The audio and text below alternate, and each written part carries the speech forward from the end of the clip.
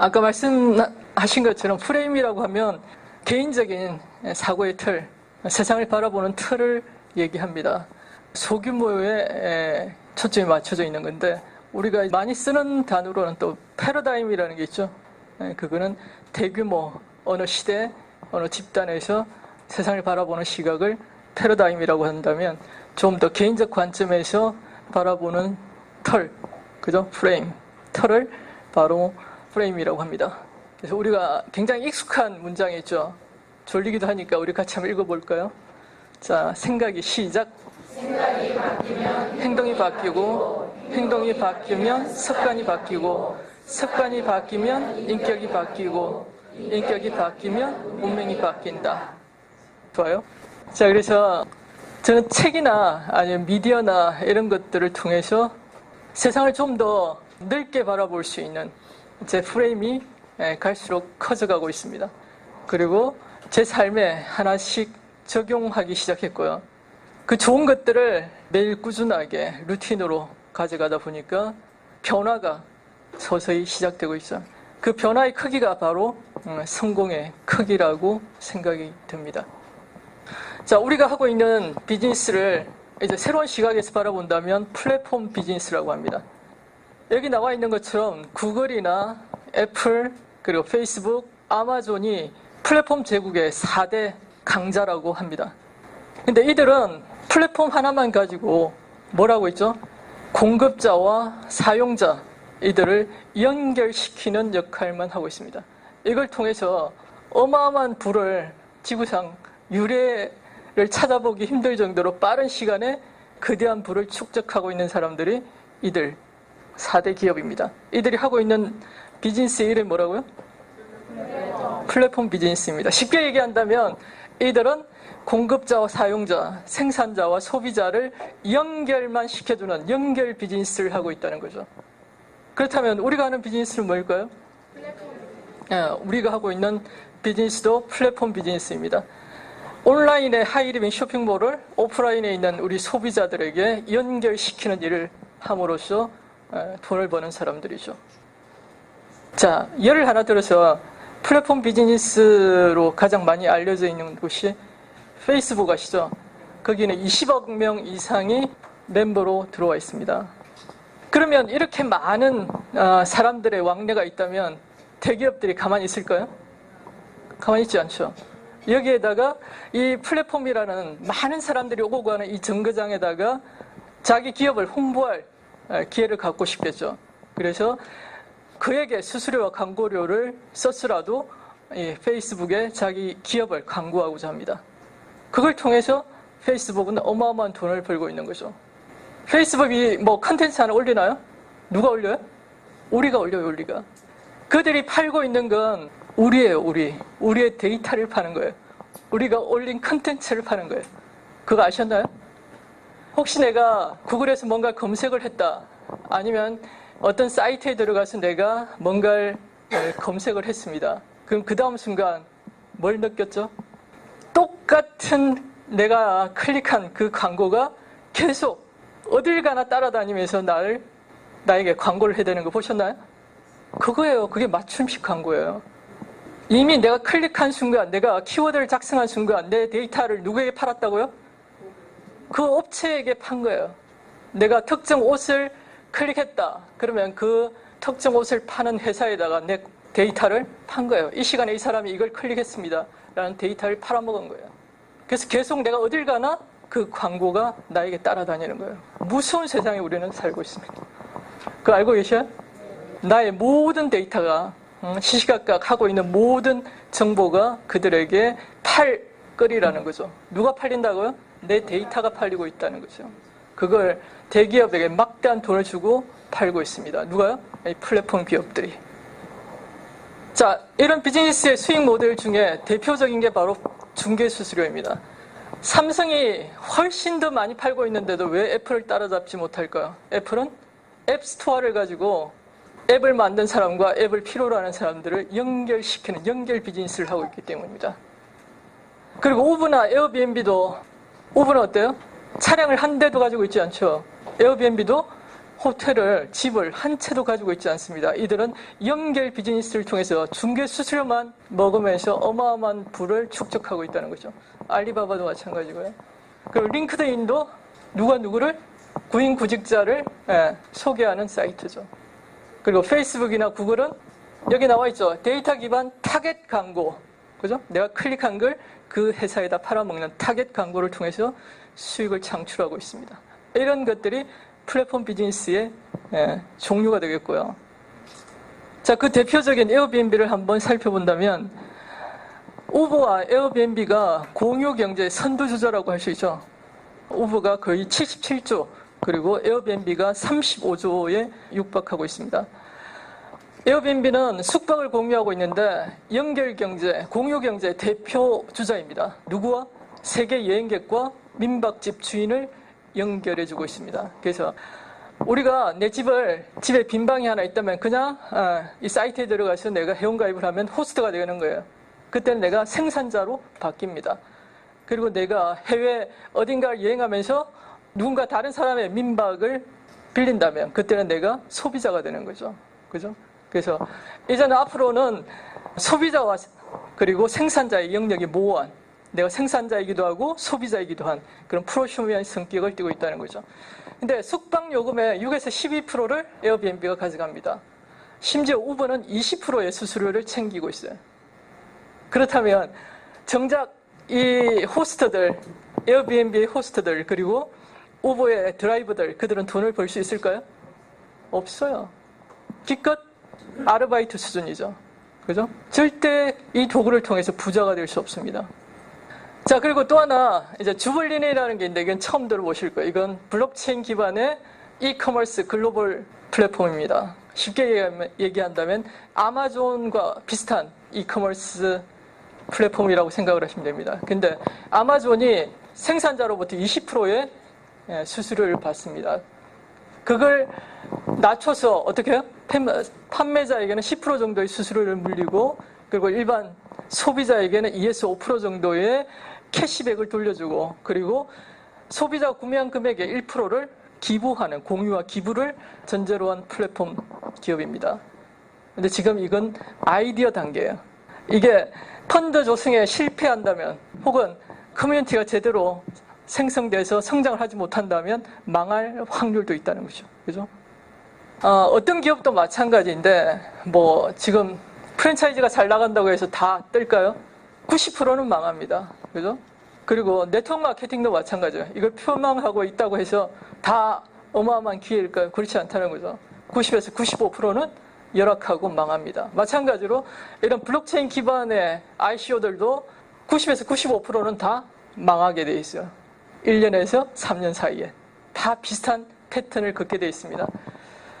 자, 그렇다면 하이리빙은 이미 O2O, 온라인과 오프라인이 결합되어 있고, 그리고 커뮤니티가 지금 22년째 활성화되어져 있는 기업입니다. 우리는 누구와? 소비자와, 내 주변에 있는 소비자와 하이리빙 쇼핑몰을 연결시키는 연결 비즈니스, 플랫폼 비즈니스를 진행하고 있는 겁니다. 그래서 우리는 돈 한 푼 들이지 않고 회원가입만을 통해서 회사와 수익을 공유할 수 있는 그런 기업이고요. 그리고 하이리빙은 10% 내외의 수수료를 챙겨가고 대다수의 3에서 35%의 막대한 수수료를 우리 소비자와 공유하는 거죠. 기업 전체의 이익을 공유하는 수준입니다. 우리를 주인으로서 대접하겠다는 거죠. 그래서 수입에 한계가 없고 사업의 영역이며 기업과 함께 동반 성장할 수 있는 그야말로 공유 경제의 선두주자라고 할 수가 있습니다. 그래서 이 앞에 나와 있는 에어비앤비나 우버, 여전히 기존의 마트 정도의 수준으로 중앙화된 플랫폼 기업으로 부스러기, 찌끄러기 공유 경제의 한계에 머물고 있다는 거죠. 그런데 그에 비해서 하이리빙은 수익의 측면에서 본다면 탈중앙화된, 완벽하게 탈중앙화는 아니지만 탈중앙화된 플랫폼 기업으로 진정한 공유 경제의 선두주자라고 저는 감히 말씀을 드립니다. 그렇다면 쓰면서 돈을 벌 수 있는, 그리고 하이리빙과 협력 소비, 협업 소비를 통해서 부자가 될 수 있는 기회, 그것이 바로 하이리빙에 있다는 거죠. 자, 부에 대한 개념을 한번 체크해 보겠습니다. 저도 과거에 부에 대해서 상당히 왜곡된 개념들을 많이 가지고 있었는데 여러 가지 책들을 통해서 부에 대한 개념이 완벽하게 지금 바뀌었습니다. 백만장자 시크릿이라는 책에 보면 이렇게 나와 있습니다. 부자처럼 생각하고 뭐가 되고 싶다면? 부자가 되고 싶다면 부자처럼 생각하고 부자처럼 행동하라. 이렇게 나와 있습니다. 그래서 당신의 삶에 성공을 끌어들이는 사람도 그리고 쓰레기를 끌어들이는 사람도 다름 아닌 누구? 바로 나 자신이라는 거죠. 그래서 정말 지혜롭게 생각하고 말을 해야 한다고 합니다. 자, 소망을 이루는데 세 가지 차원이 있는데 처음에는 단순히 부자가 되고 싶다고 생각하는 차원이 있고요.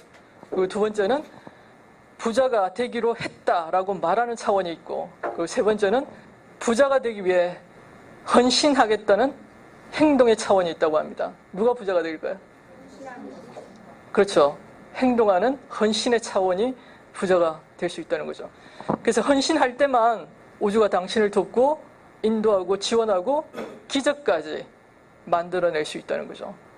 근데 그 이전에 뭐부터 해야 된다고요? 내가 헌신해야 한다는 거죠.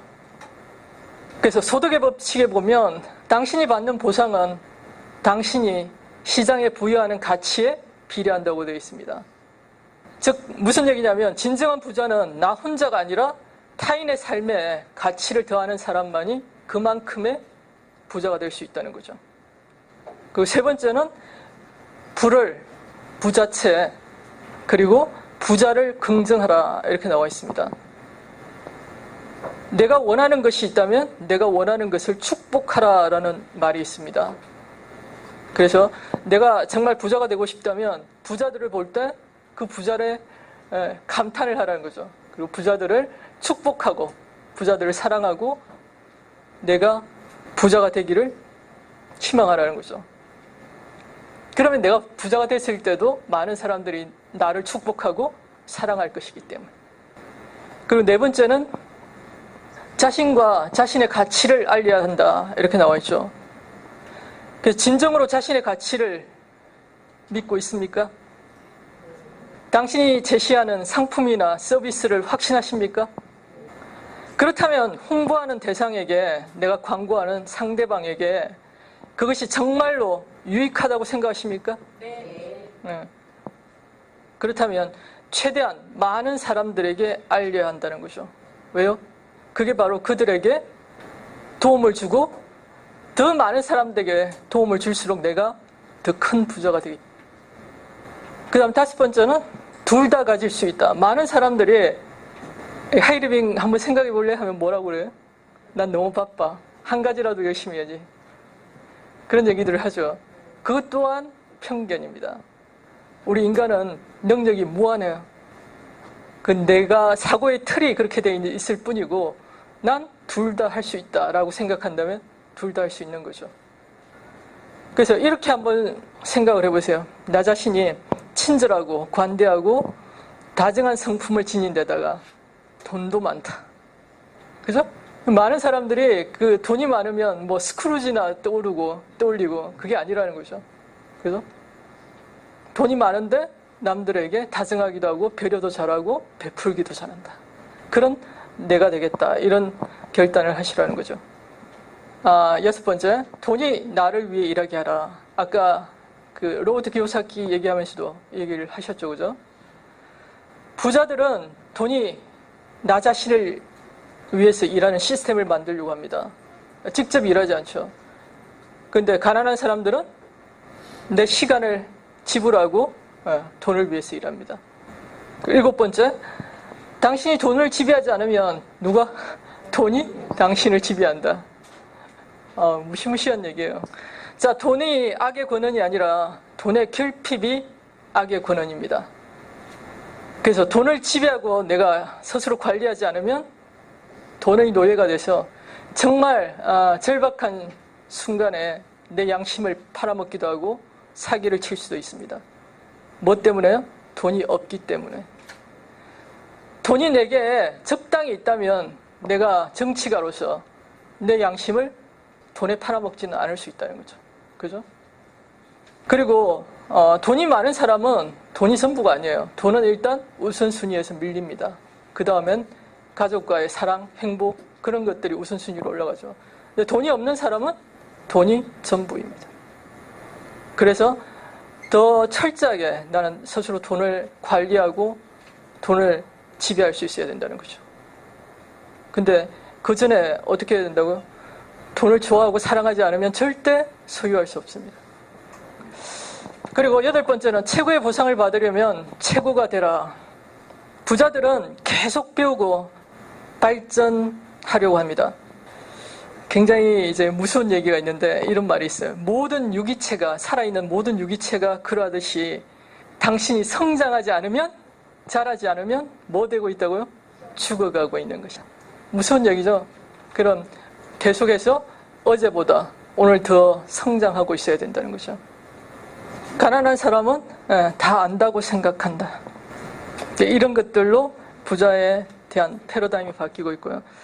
최근에 이제 가장 크게 제게 이제 부에 대한 개념을 바꿔준 게 바로 론 무어, 지렛대의 원리를 쓰신 론 무어의 머니입니다. 이 제목이 원래는 머니가 아니에요. No more, make more, give more. 뭐에 대해서? 머니에 대해서. 돈에 대해서 더 많이 배워라. 알아야 된다는 거죠. 돈에 대해서, 돈의 가치, 돈의 원리, 그것들에 대해서 더 많이 알고, 그리고 돈을 더 많이 벌어라. make money. 그리고 이 세상에 더 많이 주라. 나누라. 써라. 너무 멋진 말 아니에요? 이게 제목이에요. 그래서 저는 이 책을 보고 나서 나는 돈을 벌고 나누는 것이 나의 소명이고 운명이다라고 확언을 했습니다. 그리고 내 자신과 지구의 나머지 사람들을 위해서 더 많이 알고 더 많이 벌고 더 많이 나누는 것이 운명이다라고 생각을 하게 된 거죠. 동의하시죠? 네. 그리고 제가 하이리빙을 하기 전에는 꿈이 없었습니다. 왜냐하면 가능성이 있어야 꿈이라는 것도 생겨나죠. 먹고 사는 데는 별 무리가 없었지만 꿈을 이룰 만한 도구가 아니었기 때문에 꿈을 다 잃어버리고 살았습니다. 그리고 제가 성장이 멈춰 있을 때 내가 왜 성장하고 있지 않지? 라고 생각했을 때 제가 목표를 설정하지 않고 있다는 거, 명확한 꿈이 없다는 걸 알게 됐습니다.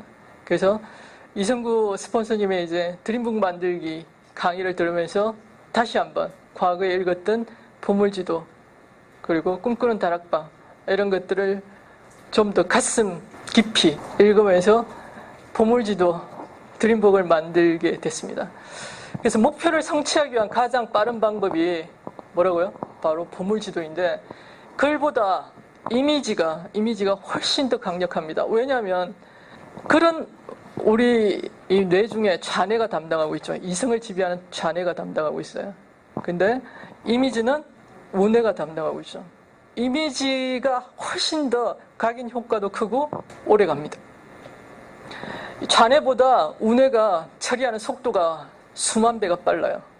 혹시 그 동남아 다녀오신 분 중에 제가 패션 프로 기억나시나요? 이렇게 하면 기억나세요? 근데 그걸 이미지로 딱 그 과일을 만약에 캡처해서 여기 딱 올려놓으면 어때요? 바로 생각나죠? 그리고 바로 그 먹었던 기억에 의해서 입안에 침이 고일 수도 있고 그처럼 강력한 게 이미지예요. 그래서 나에게 매일 질문을 던져보라는 거죠. 난 뭘 하고 싶지? 난 뭐가 되고 싶지? 그래서 지금 꿈꾸는 것이 바로 미래의 현실입니다. 기독교에서도 그 성경에 그런 부분이 나와 있죠. 믿음은 뭐라고요? 바라는 것들의 실상. 왜 실상이라고 썼을까요?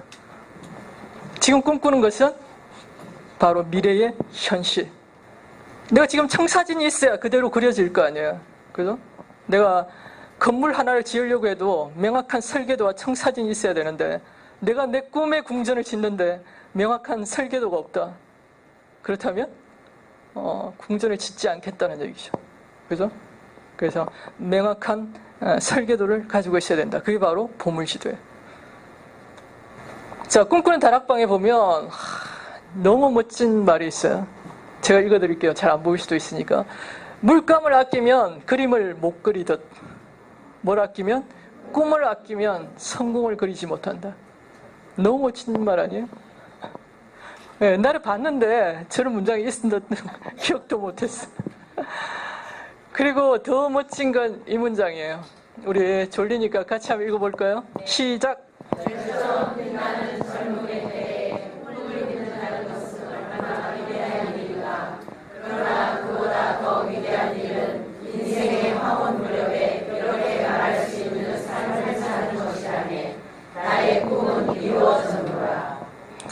멋지죠? 아멘. 이런 얘기를 합니다. 그 바보들이 알지 못하는 것은 꿈의 추구 그 자체가 가치 있는 꿈이라고 얘기를 합니다. 꿈을 추구한다는 그 자체가 가치 있는 꿈이래요. 꿈을 추구한다는 그 자체가 내가 살아있는 것이고, 그래서 꿈은 과정이고 꿈을 쫓는 과정에서 일어나는 실패와 시도와 시련을 통해서 우리는 자기 성장과 자기 인식, 자기 발견을 하게 된다는 거죠. 꿈을 추구하는 과정 속에서 우리가 성장해 가고 있다는 거죠. 그래서 제가 만든 보물지도를 짤막하게 제가 소개해 드리겠습니다. 제 사명 선언문입니다. 나의 사명은 경쟁에서 뒤처지는 많은 사람들에게 협업 공동 소비, 즉 함께 소비하고 함께 벌어서 함께 나누는 진정한 공유 경제를 통하여 인간다운 삶을 지원하는 것이다. 그 수단으로 노예 닥칠 가장 큰 재앙인 헬스푸어. 헬스푸어라는 것은 가난한데 아프기까지 한 거예요. 대비해서 누구나 최소한의 비용으로 건강과 연금을 동시에 만들 수 있는 자동주문 시스템을 확산시켜 나갈 것이다. 2020년 For Freedom이라는 기부재단을 만들어 세계 5지의 아이들에게 도서관을 지어주고 영양 결핍의 문제를 해결하기 위해 스피루린을 보급하겠다. 이 사명을 온전히 수행하기 위해 2019년 6월 하이리빙의 오너가 될 것이며 한국의 정통 네트워크 마케팅 시스템을 전 세계에 전파하는 데 선두주자가 될 것이다.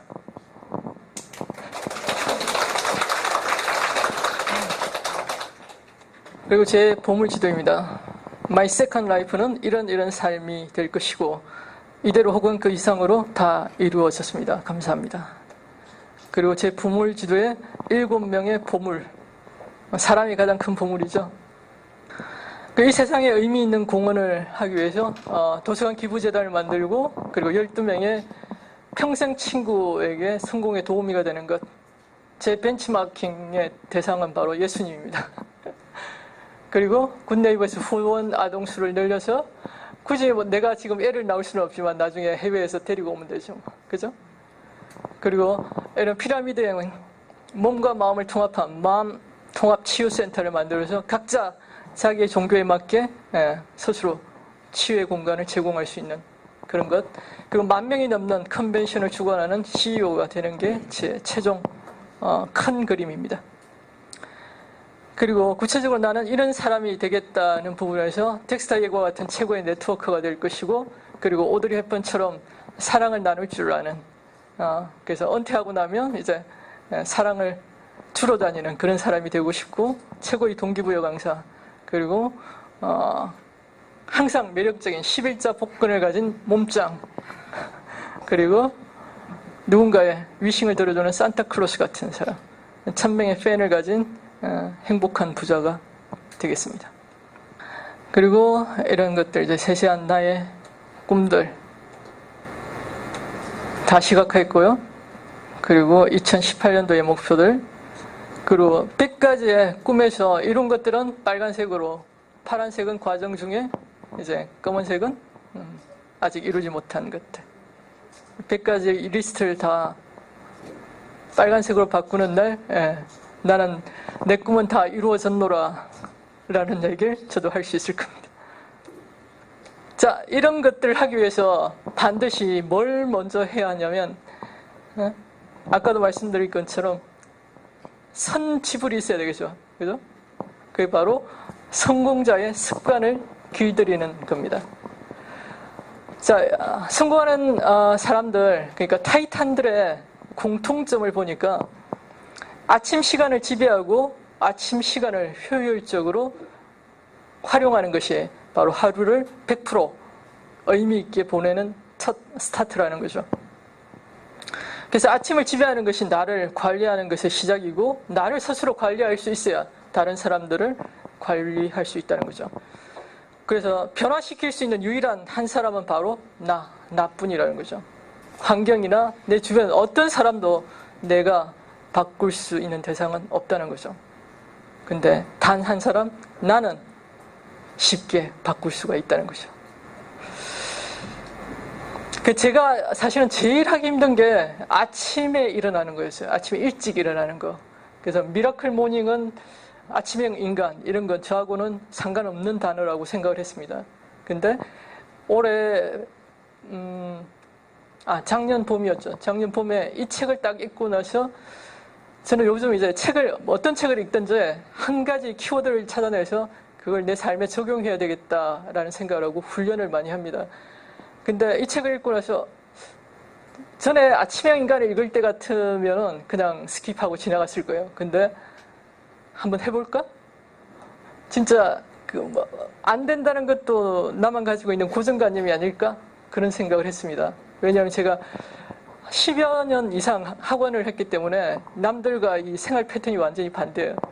전심 때 출근해서 자정에 퇴근하는 그런 라이프 스타일을 가지고 있었기 때문에 잠을 한 2-3시에 자면 아침에 9시, 10시에 일어나는 게 제 스타일이었어요. 그게 너무 오래 반복되다 보니까 다시 전 상태로 돌아가는 게 굉장히 힘들었습니다. 근데 그걸 완벽하게 깨버리고 아침 6시에 더 앞으로는 힘들고 내가 할 수 있는 최선 아침 6시에 일어나서 1시간의 시간을 확보해보자.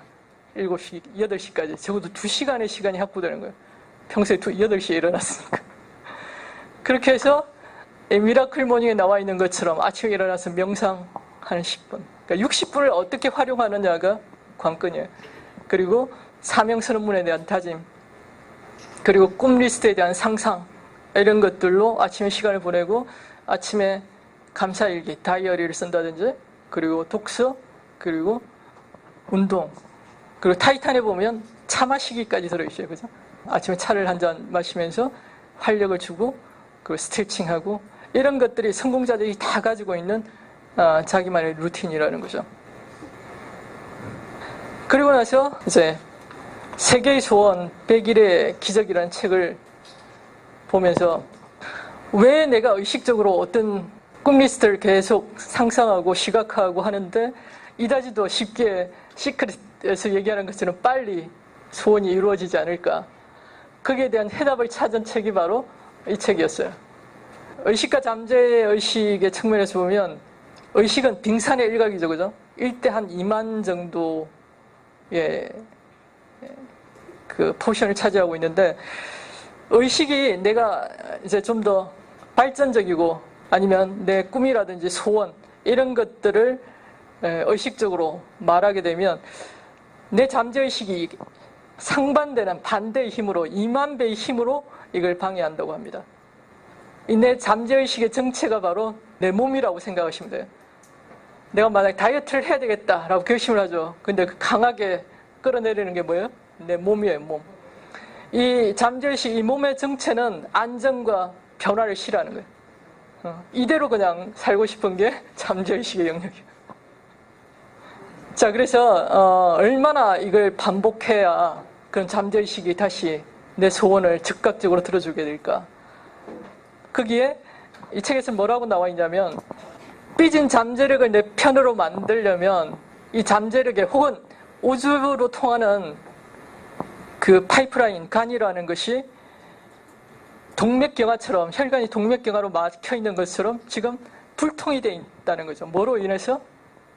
우리의 부정적 의식 때문에, 부정적 사고 때문에 뭔가 시도했다가 끊임없이 실패하고 안 하고 이런 것들 때문에 내 잠재의식이 삐져 있는데 한번 보여드릴까요? 어떻게 삐져 있는지. 이렇게 삐져 토라져 있어요. 얘를 설득시키고 다시 내 편으로 만드는 것 자체가 무지무지하게 어렵다는 거죠. 근데 이 책에서 뭐라고 써놨냐면 하루에 감사합니다를, 이 우주로 통하는 관을 청소하는 도구, 그게 여기서는 감사라고 나와 있습니다. 그래서 하루에 500번 정도 감사합니다를 계속 끊임없이 외면서 5만 번을 하게 되면 이 관이 뚫릴 수도 있다는. 그건 뭐예요? 끊임없이 나에게 긍정적인 세뇌를 시키라는 거죠. 그죠? 뭘 해도 감사합니다. 감사합니다. 그래서 제가 심지어 뭘 했냐면, 이 감사 세계 카운트도 있어요. 앱이 있어요. 재밌죠? 앱이 있어요. 얼마나 많은 사람들이 이걸 하면 앱이 있겠어요. 그래서 제가 감사 세계 하나부터 9,999번까지가 밖에 안 나와요. 그래서 5만 번을 세려면 5개를 해야 되니까 하나씩 해가지고 아침에 이제 운전을 하면서 고속도로 이렇게 탈 때는 별 할 일이 없잖아요. 감사합니다, 사랑합니다, 한 번. 감사합니다, 사랑합니다, 한 번. 계속 카운트를 한 거예요. 재밌죠? 그리고 이 책 다음에 바로 제가 뭘 읽게 됐냐면, 김밥 CEO로 4천억 자산가인 김성호 회장의 알면서도 알지 못하는 것들, 이런 책을 보면서, 또 이분의 이제 유튜브 동영상을 보면서 이 사람이 CEO들을, 사장들을 가르치는 사장이에요. 우리나라에 들어와서 사장들에게 자신의 노하우를 다 전격 공개하는데, 그 쟁쟁한 사장들에게 뭘 시키냐면, 지금 100일 이내에 이루고 싶은 간절한 꿈 하나를, 소원 하나를 적어서 하루에 100번씩 100일을 쓰게 만들어요. 근데 그걸 그 사장님들이 5, 60대 되는 사장님들이 다 쓰고 있더라는 거죠. 그래서 그렇다면 나도 써야지. 나도 사장인데. 그래서 썼습니다. 그래서 나 혼자 쓰기 아까워서 그 동영상을 공유하고 목표 쓰기 방을 개설해서 파트너들과 공유했습니다. 그래서 이렇게 썼죠. 이게 100번이에요. 작년 11월 달에 저 동영상을 보고 썼는데 뭐라고 썼냐면, 2018년 3월 나는 프론티어 자이언트다. 이렇게 썼습니다. 그래서 얼마나 열심히 썼는지 제가 한번 말씀드려 볼게요.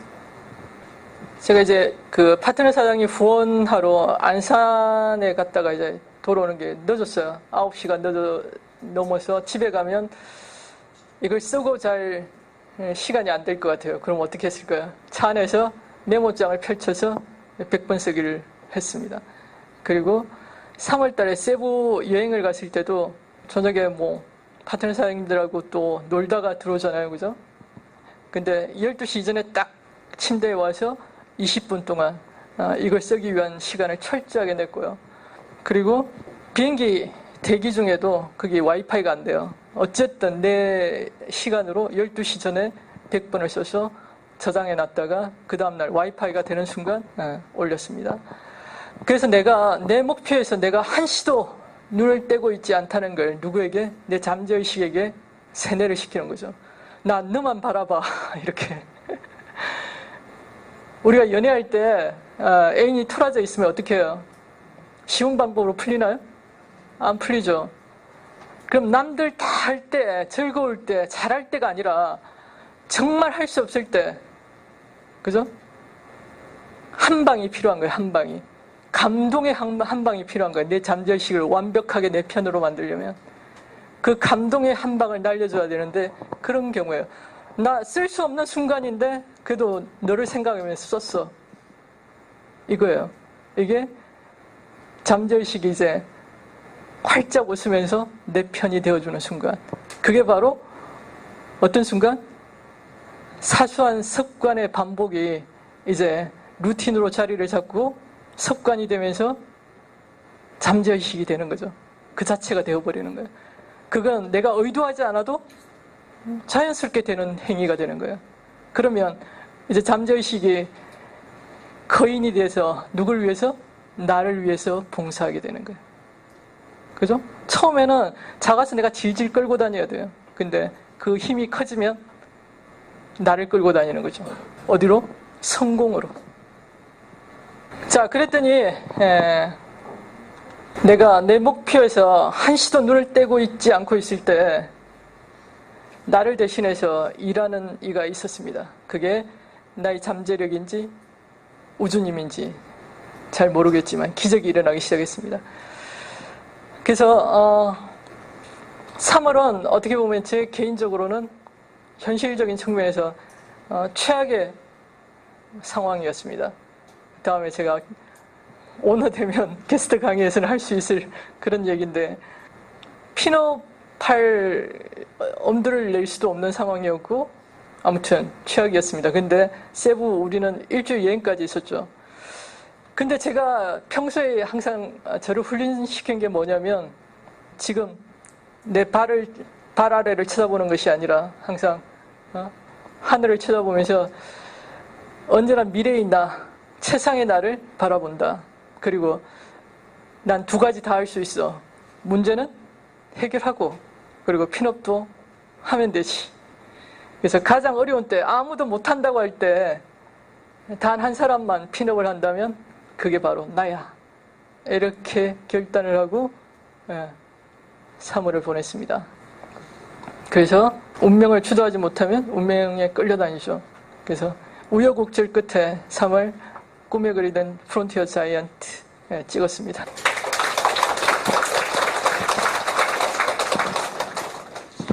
시간 관계상 제가 그냥 내용은 뛰어넘을게요. 자, 그래서 우리가 문제를 대하는 태도가 제일 중요한데, 자, obstacle, 장애가 있다면 많은 사람들은 주저앉고 포기하게 됩니다. 근데 성공자들은 하나같이 저 장애를 뭐로 파악을 하냐면 길로 파악을 한다는 거죠. The way, obstacle is the way. 그래서 문제는 바로 내가 가지고 있는 잠재력의 크기를 한번 시험해 볼 절호의 찬스인 거예요. 한 번도 나는 테스트, 내 극한 상황까지 가보지 않았기 때문에 이 문제를 해결하면 나에게 얼마나 더 큰, 그 문제의 크기보다 더 큰 선물이 내게 다가올까라는 흥분과 기대감으로 이 문제를 해결해 보는 거죠. 그래서 어떤 실패의 상황에 남의 거절 아니면 제 경험으로는 라파 7대를 주문했다가 한꺼번에 캔슬하는 그런 사태를 당하면서도 그때 평정심을 잃지 않고 괜찮아 라고 한마디만 해주시면 돼요. 괜찮아. 그게 우주의 길을 바꾸는 운명적인 한 단어예요. 괜찮아. 괜찮아. 그러면 세상이 달라져요. 그래서 내가 그냥 실패라고 인정해버리면 상황이 종료돼요. 근데 내가 괜찮다라고 말하는 순간 새로운 반전이 일어나고 다른 더 큰 기회로 내게 다가온다는 거죠. 그래서 모든 것은 바로 내 생각, 그 문제를 대하는 나의 태도에 따라서 결정되고 현실로 나타난다는 거죠. 그래서 상황에 의미를 부여할 수 있는 건 그 누구도 아닌 오직 나 자신뿐이라는 걸 기억하셨으면 좋겠습니다. 습관을 길들이는 여러 가지 구체적인 것들을 한번 말씀드려봤는데, 하이리빙이 전 가장 매력적이고 사랑스러운 이유가 바로 이 에이코아 성공 습관 때문입니다. 밖에서 성공하는 사람들의 7가지 습관을 읽어봤었죠. 근데 읽어본들 그걸 연습하고 훈련시킬 수 있는 장이 없었다는 거죠. 그죠? 읽고 끝났어요. 근데 이곳에서는 그렇게 해서 내가 아까 우리가 읽었던 것처럼 내 생각이 바뀌고 내 습관이 바뀌고 습관이 어디까지? 내 인격까지, 내 인간까지 완전 통째로 바꾸지 않으면 내가 성공자가 될 수 없다는 거예요. 그 과정이, 반대의 과정이 절대 일어날 수 없다는 거죠. 내가 부자가 되기 위해서 어떤 사람, 성공자인 척하고 어떤 행위를 한다는 건 아무 의미가 없다는 거죠. 내가 에이코아를 실행하고 이게 반복의 거듭된 반복을 통해서 내가 그런 인간 자체가 되어버릴 때, 내 인격 자체가 변화되어졌을 때, 내 잠재의식으로 밀어 넣었을 때, 그때 이제 얘가 나를 위해서 일하는 거예요. 그러면 내가 원하는 만큼의 내 가치만큼, 내 크기만큼의 부가 걸맞게 따라오는 거예요. 앞으로의 가장 큰 자산은 뭐라고요? 바로 나 자신이에요. 나. 1인 브랜드. 근데 내가 내 가치를 키울 수 있는 곳이 어디라고요? 하이리빙. 그 중에서도 에이코아. 에이코아가 내가 매일매일 성장하는 프로그램. 내 가치가 매일매일 커져가는 프로그램. 그것만큼의 부만 나는 가질 수 있다는 거죠. 자, 마지막으로 세계적인 CEO의 학습법을 한번 알려드리고 마칠까 합니다. 우리는 누구예요? 전부 다? CEO. 그죠? 우리는 전부 다 사장입니다. 네, 그래서 세계적인 사장들이 어떻게 학습을 하고 있는지 한번 살펴본다면 첫 번째는 성공자에게 조언을 구합니다. 평범한 사람들은 뭐 한다고 그랬죠? 나와 비슷한 가난한 동료들이나 친구들에게 조언을 구하고 하이리빙 어때? 하이리빙 뭐야? 물어본다고 그랬죠. 근데 성공자들은 그 분야의 최고, 그 분야의 성공자들에게 조언을 구한다고 합니다. 우리는 미디어나 책을 통해서 조언을 구할 수가 있습니다. 그리고 두 번째, 사장들이 하는 필수가 뭐라고요? 책 읽기예요. 책 읽기. 이 두 가지는 철저하게 인풋이에요. 인풋. 나한테 들어오는 거예요. 들어오는 것. 그럼 인풋은 뭘 위해서만 존재하는 거예요? 아웃풋을 위해서, 산출을 위해서만 존재하는 거예요. 그게 뭐라고요? 글쓰기예요. 글쓰기. 조언을 구하고 책을 읽었어. 이제 내 것으로 된 나만의 것을, 나의 가치와 나의 제품과 서비스를 명확하게 알릴 수 있는 걸 표현하라는 거죠. 표현. 어떻게? 잘 전달될 수 있도록, 잘 포장해서 남들에게 전달할 수 있는 프레젠테이션 기법. 그게 바로 글쓰기고 스피치고 프레젠테이션입니다. 둘 다 뭘 위해서 한다고요? 이 조언을 구하고 책을 읽는 게 전부 다 내 스피치 능력을 향상시키기 위해서, 내 프레젠테이션 능력을 향상시키기 위해서 존재하는 거죠. 그래서 최고의 사장들은 프레젠테이션에 강한 사람들입니다. 누구? 구글이나 애플이나 전부 다 뭐예요? CEO들이 대단한 강연자들이에요. 우리도 나의 가치를 드러내는데, 하이리빙에서 취급하는 제품을, 서비스를 전달하는데 신념을 가지셔야 돼요. 신념을. 우리가 큰 소리 치지 못하는 건 뭐 때문이라고요? 믿음이 부족하기 때문에, 신념이 없기 때문에. 이거면 네 인생을 바꿀 수 있어, 이 라파라면 네 건강을 책임질 수 있어 라고 배짱을 가지고 큰 소리 칠 수 있는 건 뭐 때문이라고요? 신념을 가지고, 믿음이 있다면 충분히 가능한 일이라는 거죠. 이제 믿음 충전되셨나요? 네.